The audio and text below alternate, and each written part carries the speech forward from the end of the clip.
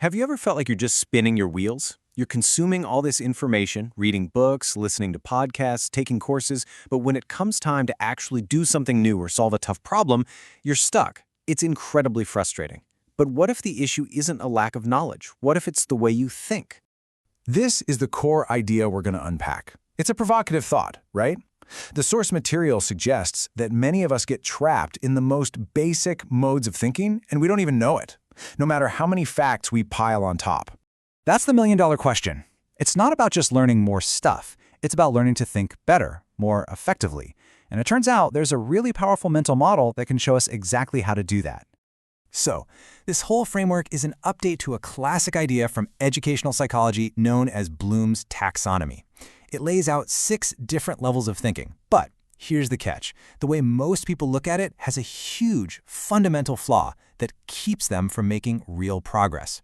See, most of us picture learning as a ladder. You start at the bottom, you climb step by step to the top, and, well, you're done. But that's not how our brains actually solve complex problems. A much better model is to think of them as a set of interconnected gears. You don't just climb up, you have to skillfully shift between them, engaging the right gear for the right task. And here are our 6 gears. Remember, understand, apply, analyze, evaluate, and finally, create. Let's take a quick look at what each gear actually does, and, just as importantly, how it can break down. All right, these first 3 gears are the foundation. They're all about getting information into your head and starting to use it. This is where most of our education starts, but honestly, it's also where a lot of people get stuck for good. So gear 1 is remember. This is just the raw data, recalling names, dates, key facts, basic steps in a process. You can't think deeply about something if you can't even remember it. But this gear fails all the time. We get overconfident, thinking we know something we don't, or old habits interfere with learning new ones. And of course, that classic moment where your mind just goes blank right when you need the info most. From there, you shift into gear 2, understand. This is huge. It's about taking those isolated facts and connecting them into a coherent picture. It's the difference between memorizing a sentence and being able to explain the idea in your own words. The biggest trap here is the illusion of understanding. This is when you're just parroting back what you heard. You sound smart, but you haven't actually internalized it. And that leads right into the all-important 3rd gear, apply. This is where the rubber meets the road. It's taking what you know and understand and using it to solve a real problem. A major failure here is analysis paralysis, right? You get so caught up in thinking about the perfect plan that you never actually do anything. Application is so crucial because it's the ultimate test. It shines a spotlight on all the gaps in your understanding that you never would have seen otherwise. Okay, now we're shifting up. Let's get into the higher gears. Think of these as the power tools for taking things apart, making smart decisions, and building something totally new from the ground up. Gear 4 is analyze. This is about becoming a detective. You're not just looking at what happened. You're digging deep to find out why it happened. You take a complex problem and you break it down into its core components. A huge failure mode here is confirmation bias. We only look for clues that prove what we already believe. Or we fall for the single cause fallacy, blaming one thing when the reality is way more complicated. So once you've analyzed the situation, you have to make a call. That's gear 5, evaluate. This is your inner judge. It's about weighing pros and cons, especially when there isn't a single right answer.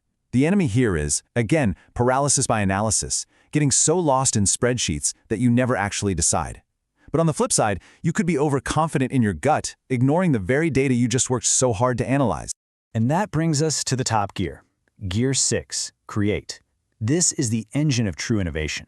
You're synthesizing everything you know to build something that didn't exist before. A new product, a new strategy, a new work of art. It's incredibly powerful, but it's also where the stakes are highest. A classic failure here is reinventing the wheel, because you skip the foundational gears.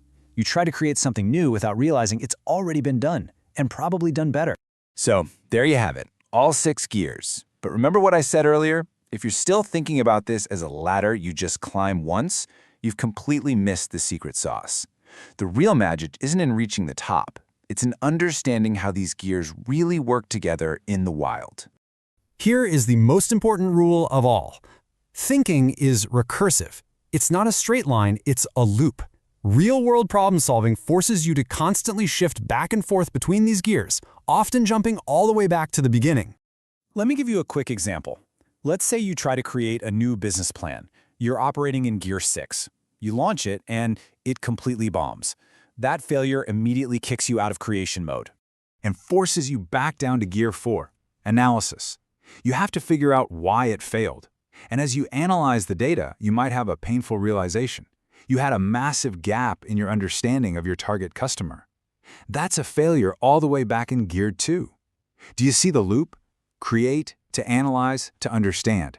That dynamic shifting is mastery. And that really brings us to the final, most important takeaway. The goal isn't to just hang out in Gear 6 all day.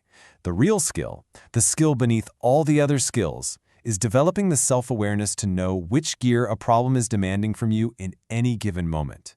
It all comes down to asking yourself the right question. So let's make this practical. Think about a problem you're stuck on right now.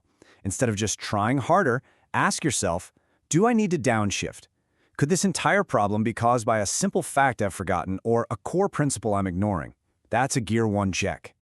Or ask yourself this, honestly. Do I truly understand this, or am I just repeating what I've heard? Could you explain this concept to a 5-year-old? If not, you might be trapped in the illusion of understanding. You're in Gear 2, but the clutch is slipping. What if you've been planning and strategizing forever? Maybe it's time to stop thinking and start doing. Ask yourself, is this all just theory in my head? It might be time to shift into Gear 3 and just apply it. Build a small prototype, run a tiny experiment. Reality is the best feedback you'll ever get. And if you keep hitting the same brick wall again and again, stop. Stop applying the same broken solution. It's time to shift to Gear 4. Take it apart. Ask yourself, have I really analyzed why this isn't working? Find the root cause. Don't just patch up the symptoms. And when you're facing a big decision, it's time for a Gear 5 check. Am I choosing the best path forward, or am I just picking the easiest one, the one that feels most familiar?